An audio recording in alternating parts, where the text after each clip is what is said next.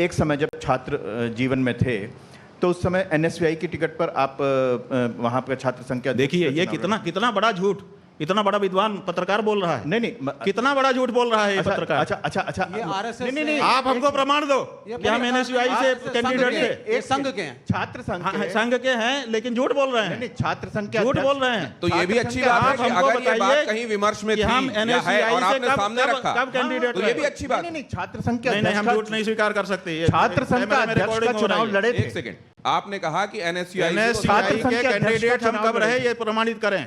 छात्र संघ के अध्यक्ष का नहीं तो माफी मांगे झूठ फैलाने के लिए। छात्र संघ आईटी सेल का काम कर रहे हैं, गलत बात है ये।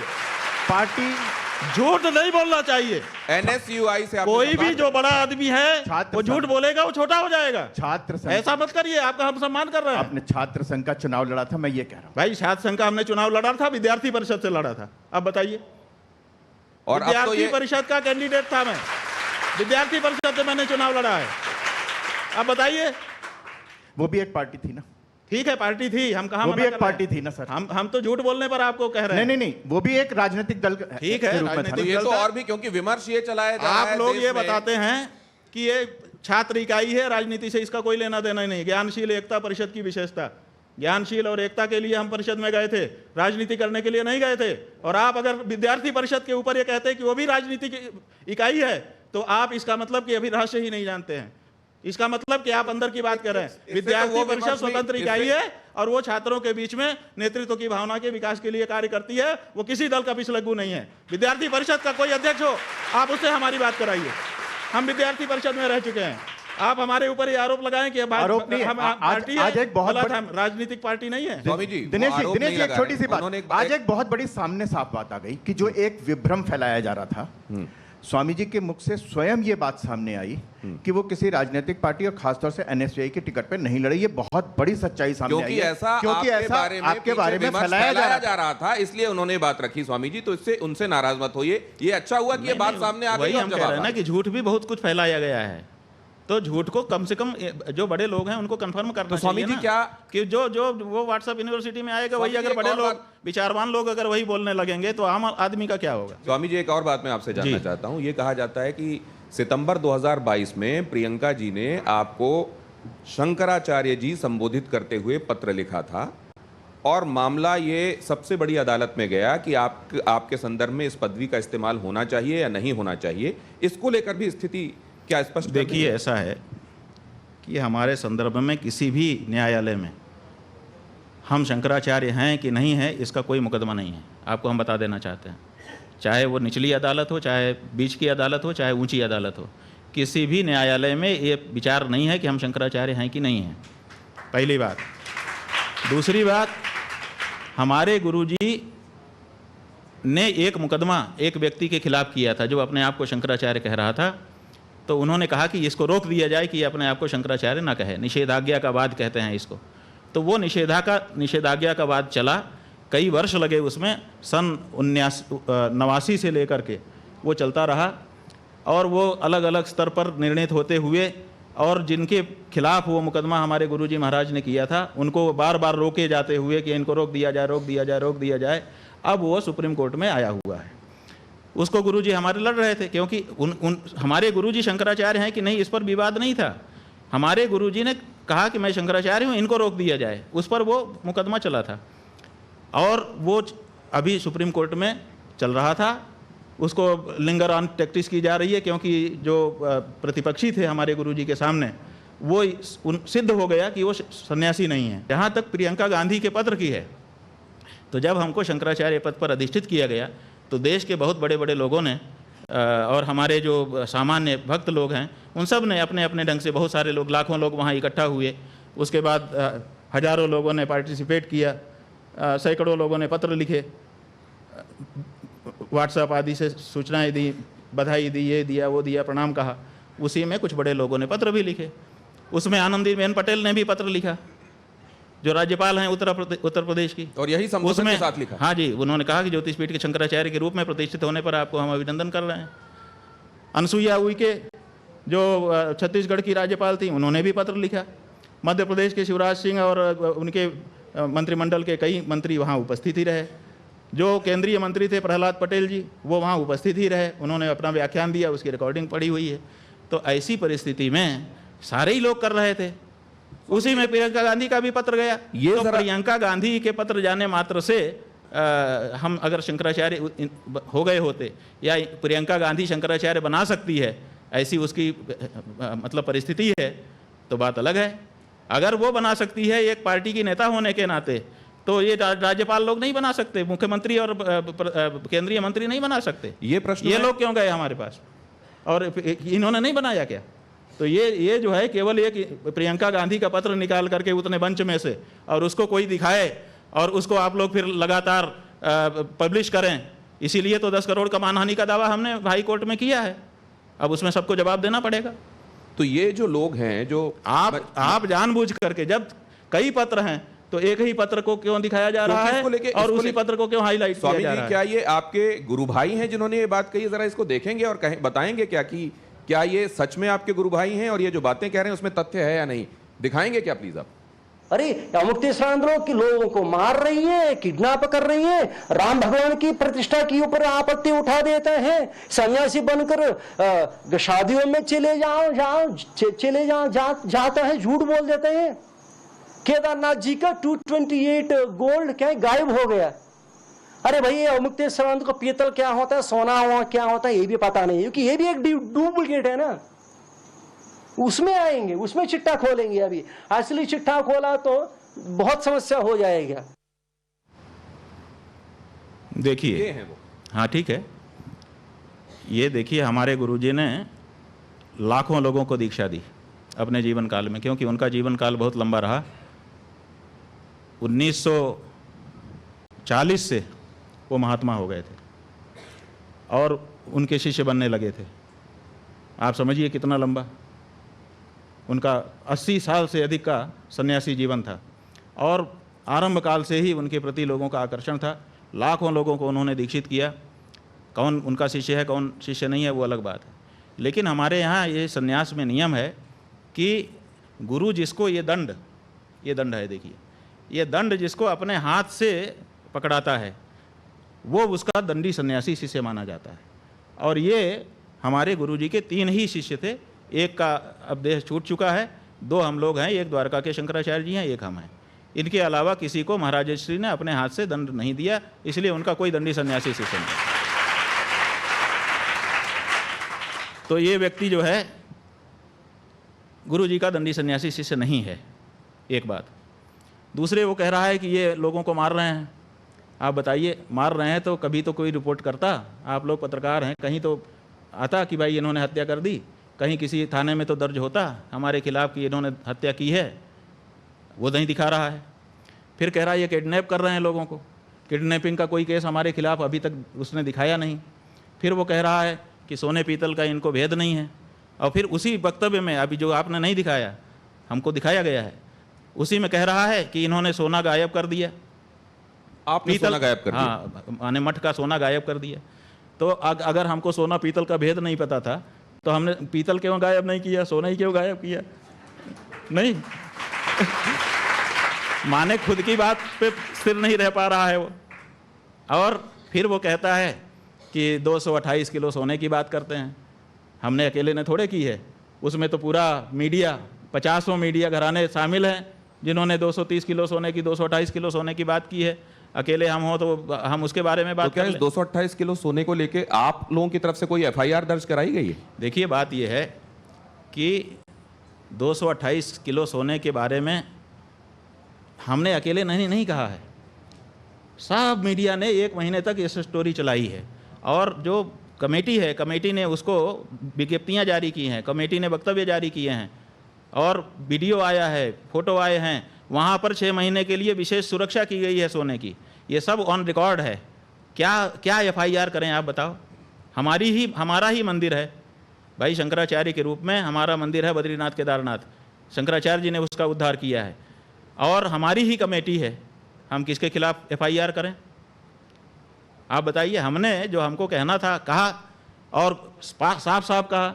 और हमने क्या कहा? हमने किसी चोर नहीं कहा। हमने कहा भाई ये बातें बहुत ज़्यादा उठ रही हैं, इस पर जांच करा लेना चाहिए। तो जांच नहीं करा रहे हैं। और वो जो मंत्री जी हैं उन्होंने आकर के कहा हम तो मुकदमा तैयार कर दिए थे, क्योंकि हमको जो कमेटी के अध्यक्ष हैं बद्रीनाथ केदारनाथ मंदिर समिति के, उन्होंने एक वक्तव्य के माध्यम से हमको कहा कि हम उनसे अनुरोध भी कर रहे हैं और चुनौती भी कर रहे हैं। तो आप बताइए, 2 शब्द कहा उन्होंने कि एक हम अनुरोध कर रहे हैं और चुनौती भी दे रहे हैं कि वो अगर उनके पास कोई प्रमाण है तो न्यायालय में जाएं। तो हमने सोचा कि भाई अब इसमें से कौन सा शब्द पकड़ें, तो हमने अनुरोध वाला पकड़ा कि उन्होंने अनुरोध किया है, चुनौती तो उनकी क्या हम स्वीकार करें, कोई विद्वान होता तो स्वीकार कर दे। तो हमने अनुरोध वाला पकड़ा और हमने मुकदमा तैयार कर दिया। हमारे वकील मुकदमा करने ही जा रहे थे, तब तक वहाँ केदारनाथ में आपदा आ गई, बहुत सारे लोग परेशान होने लगे। तो हम लोग उसमें मन लगाए और फिर हमारे वकीलों ने भी कहा कि ऐसी परिस्थिति में अपने लोग जाएंगे अच्छा नहीं लगेगा। फिर अभी जब वो बात शांत हुई, फिर से यात्रा शुरू हो गई, तो फिर हमने वकील को कहा कि भाई अब डाल दिया जाए। तो उन्होंने कहा कि जो मंत्री जी हैं वो कह रहे हैं कि हमने जांच करा ली है, सरकार के पास हमारी जांच पड़ी हुई है, हम उसको सार्वजनिक करेंगे। तो अब हम प्रतीक्षा कर रहे हैं कि वो अपने जांच की रिपोर्ट सार्वजनिक करें, उसका अध्ययन करके तब हम करेंगे, जो कुछ करना होगा हम करेंगे। कि इस मानहानि वाले संदर्भ में कोर्ट का रिमार्क जो ये आया कि साधु संत तो मान अपमान से सम्मान निरादर आदर ही, सब संत सुखी विचरंत मही वाला जो भाव था, उसको आपने कैसे देखा? वो कहते हैं कि साधु संतों का क्या मान क्या अपमान। तो सवाल यह है कि जो लोग कानून बना रहे थे मानहानि के, क्या वो लोग आपसे कम जानकार थे कानून के? उसी समय क्यों उसी में एक क्लाज नहीं जोड़ दिया गया कि साधु संतों के लिए ये कानून लागू नहीं होगा, क्योंकि वो तो मान अपमान से परे हैं। एक सन्यासी अपने मान अपमान से ऊपर है, हमारा पीठ मान अपमान से ऊपर नहीं है। हमारे पीठ की गरिमा की रक्षा वो हमारा कर्तव्य है और किसी भी हिंदू का कर्तव्य है। तो हम जो मानहानि के मुकदमे में गए हैं, अपने पीठ के सम्मान के लिए गए हैं, हम इसके लिए नहीं गए हैं कि हमारा मान अपमान। हम तो ऊपर हैं और आगे भी रहेंगे, लेकिन जिस पीठ पर हम हैं वो हमसे तादाद में संबंध उसका बन गया है। पीठ और हम अब 2 अलग अलग नहीं हैं, इसलिए हमारे में पीठ का अक्स आता है। हम जब जाते हैं तो लोग कहते हैं, ये नहीं कहते हैं कि अभी मुक्तेश्वरानंद आया है, 1-2% कहते होंगे, अधिकतर लोग कहते हैं शंकराचार्य आया। तो इसका मतलब कि पीठ से हमको जोड़ करके देखते हैं। तो पीठ के महात्म्य की रक्षा करना, उसकी महिमा गरिमा की रक्षा करना जो पूर्व आचार्यों ने की है, वो हमारा कर्तव्य है और उसके लिए हम गए हैं। ये बात न्यायाधीश महोदय को समझनी पड़ेगी और ऐसी टिप्पणियों से बचना होगा। हम उनसे अनुरोध करना चाहेंगे आपके माध्यम से कि उनको जो टिप्पणी करना हो हम बिल्कुल रोक नहीं लगाएंगे, लेकिन वो सब लिख दें, लिखित में दें, ताकि हम उसके लिए जवाब कर सकें। ऐसी टिप्पणी ना करें कि अखबार में छपवा दें और उसके बाद बात खत्म हो जाए।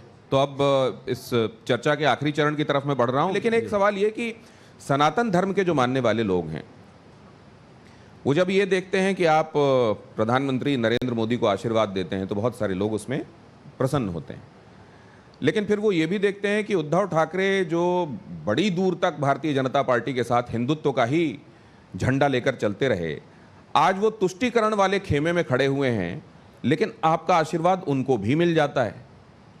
तो इसमें वो कन्फ्यूजन होता है कि असल में स्वामी जी सनातन का झंडा पकड़ के चलने वाला मानते किसको हैं?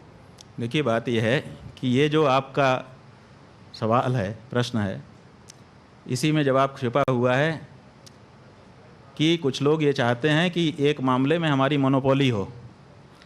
मोनोपोली क्यों देखते हैं आप? दोनों हिंदू पार्टी है, दोनों को हमारा आशीर्वाद है। शिवसेना भी तो हिंदू पार्टी है, तो आप एक को ख़त्म करके मोनोपोली क्यों करना चाहते हो? वो भी हिंदू है, उनको भी हम आशीर्वाद दे रहे हैं ताकि वो भी बढ़े, आप भी बढ़े। तो क्या आप ये मानते हैं कि कांग्रेस ने तुष्टीकरण किया या नहीं किया? आप इसको कैसे देखते हैं? भाई, हम इसके निर्णायक नहीं हैं, इसके निर्णायक जनता है और जनता आगे भी निर्णय करती रहेगी। लोगों का काम है अपने अपने ढंग से अपनी अपनी करनी को दिखाएं, जनता निर्णय करती है। हम कौन होते हैं कि किसी के बारे में कहने वाले? तो राजनीति का तो यही चरित्र है इस समय। नहीं, राजनीति में यह चरित्र है तो हम अपने सब हिंदू भाइयों को कहना चाहते हैं कि देखो, राजनीति करने वाले को हिंदू धर्मशास्त्रों के अनुसार विश्वासघात करने की छूट नहीं है, तो जान लो। ये मत कहो कि हम राजनीति में हैं इसलिए हमको तो ये छूट है। विश्वासघात तो फिर भी पाप ही होता है, दोषी होता है, इसलिए वो उसकी प्रिविलेज नहीं ले सकते आप। तो अगर कोई एक व्यक्ति किसी एक पार्टी में नेता है और उसको ये लग रहा है कि पार्टी अब सिद्धांतों के अनुरूप नहीं, अरे तो 5 साल प्रतीक्षा करो ना, फिर नए चुनाव में नई पार्टी में जाकर के लड़ लो। तुम आए थे बिना सोचे विचारे आ गए थे, आंख बंद करके, नींद में आ गए थे कि नशे में आ गए थे पार्टी में? जिस समय चुनाव लड़ रहे थे उस समय सब ठीक था और बाद में अचानक तुमको लगता है कि ये पार्टी ठीक नहीं है, इसके विचार ठीक नहीं है, अब वो जिसका हमने विरोध किया वो पार्टी ठीक हो गई। अगर वो भी ठीक हो गई, तुम्हारे मन में कोई बात आ गई, अंदर जाने पर तुमने देख लिया, मान लो, तो कम से कम जब जिसके साथ आए हो अगले स्टेशन तक तो ट्रेन में ही रहोगे कि बीच में कूद जाओगे?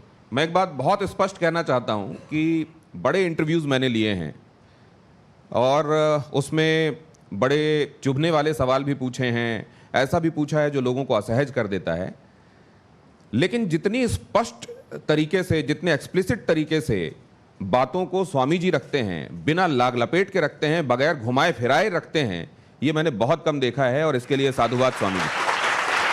अब ये आपके पास दो, ये जिसमें एक में यस लिखा हुआ है और एक में नो लिखा हुआ है। वैसे तो ये टेबल टेनिस हाँ, ना लिखते तो अच्छा होता, हम अंग्रेजी में जवाब हम देंगे शंकराचार्य जी। मुझे मालूम है कि आपको यस या नो के बारे में बहुत अच्छे से चीजें पता है और इन सवालों के संदर्भ में तो बहुत ही अच्छे से पता है। वैसे तो मेरा तो ये अनुरोध, ये काला जो है ये ना होगा और लाल जो है हाँ होगा। काला ना होगा और लाल हाँ होगा। यस नो मैं नहीं दिखाऊंगा, शायद ये आंग्ल भाषा की वजह से। अगर ये हिंदी में लिखा होता तो स्वामी जी उसको हाँ या ना के तौर पे दिखाते। ये मुझे मंजूर है क्योंकि टाइम्स नाउ नवभारत है, ये हिंदी का चैनल है, बिल्कुल ठीक है अगर आप यस या नो की जगह हाँ या ना में जवाब देना चाहते हैं।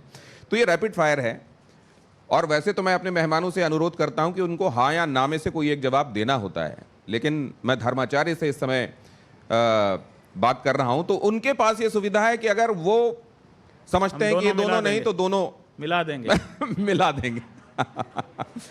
तो मेरा अब ये राउंड शुरू होता है, इसको रैपिड फायर। आप लोगों को मजा आ रहा है ना इस इंटरव्यू में? ये है रैपिड फायर राउंड। इसमें जल्दी जल्दी सवाल पूछे जाते हैं और जल्दी जल्दी उसका उत्तर इसी यस या नो में आता है। पहला तो ये है सोचने का मौका ना हो ताकि सोचने का मौका सही अंदर जो है वही निकले, ये मतलब। तो पहला सवाल इसमें यह है कि अयोध्या में राम मंदिर बना है, यह सही है या गलत है? अयोध्या में राम मंदिर बना है, यह सही है। मोदी सरकार में हिंदू गर्व से भरा हुआ है, यस या नो? हिंदुओं पर खतरा इस्लामिक कट्टरपंथ से है। रोहिंग्या बांग्लादेशियों को देश से बाहर करना चाहिए। क्या जाति की राजनीति सनातनियों को जोड़ेगी? क्या जाति की राजनीति सनातनियों को जोड़ेगी? अब यहां पे ये रैपिड फायर समाप्त हुआ यस या नो के तौर पर। अब केवल दो नाम हैं, एक है राहुल गांधी और एक है नरेंद्र मोदी। स्वामी जी राहुल गांधी का नाम उसमें ठीक समझते हैं या नरेंद्र मोदी का नाम ठीक समझते हैं? अब ये उनसे अनुरोध है, सनातन संस्कृति के रक्षक कौन? वो कह रहे हैं इन दोनों का ही नाम इसके संदर्भ में वो नहीं लेंगे। आतंकवाद से बेहतर मुकाबला कौन कर सकता है, नरेंद्र मोदी या राहुल गांधी? अब इसमें कैसे हम हाँ ना कहेंगे? ये तो आपको नाम लेना है, नाम लेना। हाँ नाम लेना। देखिए 10 साल से आतंकवाद के बारे में नरेंद्र मोदी प्रयास कर रहे हैं और कहीं ना कहीं तो अंकुश तो लगाया ही हुआ है। तो नरेंद्र मोदी नाम ले रहे हैं आप? माने ये परखे जा चुके हैं, अभी उनकी परख नहीं है। नरेंद्र मोदी नाम लिया है लेकिन ये परखे जा चुके हैं इसलिए नाम लिया है। चलिए, सच्चा शिव भक्त कौन, नरेंद्र मोदी या राहुल गांधी? भैया दोनों राजनीतिक हैं। शिव भक्त तो जो होगा, देखिए शिव भक्त का पहचान क्या है? शिव भक्त की पहचान यह है कि भगवान शिव का अभिषेक गाय के दूध से होता है। भगवान शिव की जो ध्वजा है उसके ऊपर बैल का चिन्ह बना हुआ है, वृषभ ध्वज। तो जो गाय की हत्या रोके वो शिव भक्त है, उसके अलावा सब दिखावा है। राष्ट्र, अर्थ और धर्म के लिए किसकी नीति ज्यादा कारगर है, राहुल गांधी या नरेंद्र मोदी? देखिए, एक की पहचान हुई है, दूसरे की अभी हुई ही नहीं है, हम कैसे बोल दें? दोनों के परख होने के बाद ही ऐसे प्रश्न का जवाब दिया जा सकता है। 2029 में अगला प्रधानमंत्री कौन, राहुल गांधी या नरेंद्र मोदी? जिसको देश की जनता चाहेगी। तो जिस युक्ति युक्त बात करने के लिए अभी मुक्तेश्वर आनंद जी, शंकराचार्य जी जाने जाते हैं, उसी तरीके से उन्होंने इन सवालों का जवाब दिया, समय निकाला, हमसे बातचीत की और बड़ा दिल रख बहुत बहुत धन्यवाद करता हूं आपका स्वामी जी। आपने कर सामने आपने बातचीत की, बगैर किसी लाग लपेट के बातचीत की। मैं बहुत प्रभावित हुआ हूं इस बात से। इन्होंने हमारे मन को जीत लिया।